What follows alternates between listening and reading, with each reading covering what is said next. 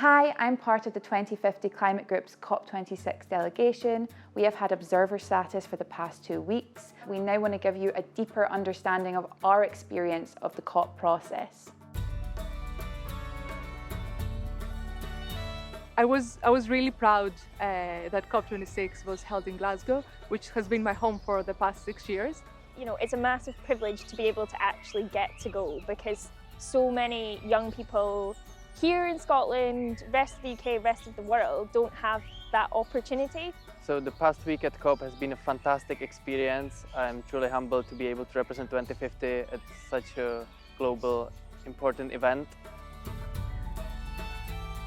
The best part of the COP26 Blue Zone experience was being surrounded by so many inspiring people from all different demographics, lots of different generations of scientists, activists, government workers, just everybody mixing together. I think the best bit of my experience was even that first day, the initial atmosphere was just electric. There's so many people from so many different countries, communities and different walks of life that are all coming together for the same purpose, or hopefully are all coming together for the same purpose. I think the highlight was meeting people face to face, people from 2050 and people from around the world, young people who are taking amazing, inspiring climate action. Definitely during COP, I feel like I learned a lot as well about from a lot of different disciplines and a lot of different experts in areas that I wouldn't necessarily know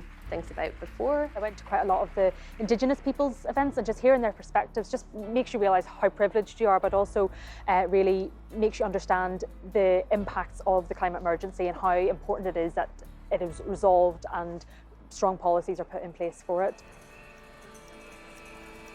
Well, being privileged enough to attend COP26, there was definitely still things that were frustrating about the conference. Hearing speakers discuss the devastating impacts that the climate crisis is having right now on their lands and their lives, while elsewhere in COP, parties are reluctant to even make small changes that would reduce emissions. The most frustrating part of my Blue Zone experience, and I think this is probably shared by most other members of the civil society, is that the negotiation spaces were shut for us, which meant that parties were fairly unaccountable to the civil society observers that were there. It felt super frustrating to be sidelined and to sort of be left wondering what our place at COP was. And we know that there, in the actual negotiations, there hasn't been good representation of marginalised voices.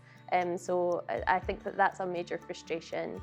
And when we were allowed to actually come in, it was sometimes very difficult to actually get our voice heard, ask questions. So that's something that definitely the COP organizers should work on in the next years. It felt a little bit disconnected from the outside world just because there are so many barriers for people to get in. And the whole procedure of actually attending the Blue Zone is very exclusive.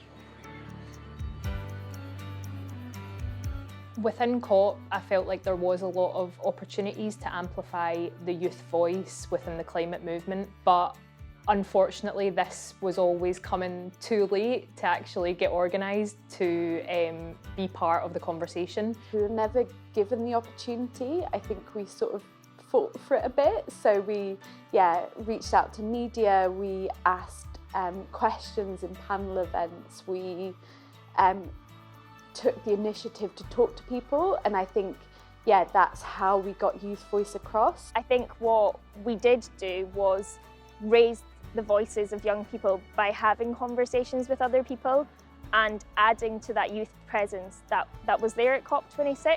And I think that's something that's been really powerful, and hopefully, decision makers will really take that on board and listen to what young people have been saying and, do something about it.